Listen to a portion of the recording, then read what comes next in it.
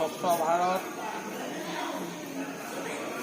এই বিষয়ৰ লগত সংগতি ৰাখি আমাৰ গোটেই সমষ্টিত আমাৰ ঢকুৱাখনাৰ যি সমষ্টি ইয়াতে 25খন গাঁও পঞ্চায়ত আছে। এই 25খন গাঁও পঞ্চায়ত দুলীয়া গাঁৱক স্বচ্ছ ভাৰত স্বচ্ছ গাঁও হিচাপে আদৰ্শ গাঁও হিচাপে গঢ়ি তুলিবলৈ ভাৰত চৰকাৰে ইতিমধ্যে অনুমোদন জনাইছে। আমি এই কথাত অত্যন্ত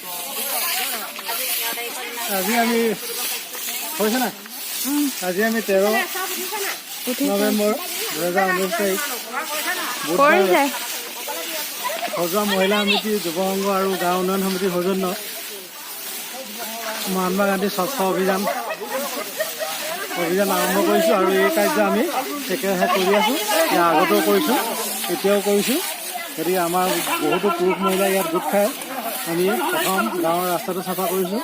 তাৰপাছত আমি LP স্কুলৰ সন্মুখভাগ চাফা কৰিম আৰু মহিলা সমিতিৰ সন্মুখভাগ চাফা কৰি এই কাৰ্যসূচী সামৰণি মাৰিম।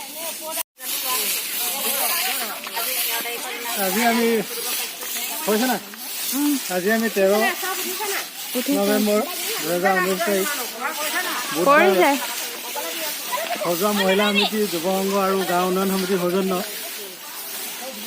মহাত্মা গান্ধী স্বচ্ছ অভিযান আৰম্ভ কৰিছোঁ আৰু এই কাৰ্য আমি একেৰাহে কৰি আছোঁ। ইয়াৰ আগতেও কৰিছোঁ, এতিয়াও কৰিছোঁ। গতিকে আমাৰ বহুতো পুৰুষ মহিলা ইয়াত গোট খাই আমি প্ৰথম গাঁৱৰ ৰাস্তাটো চাফা কৰিছোঁ।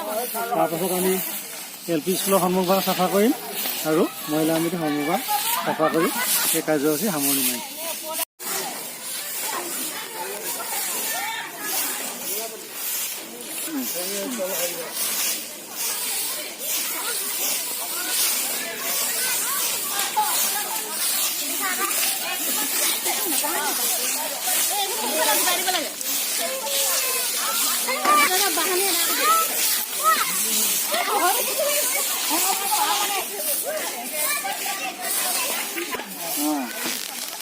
পাব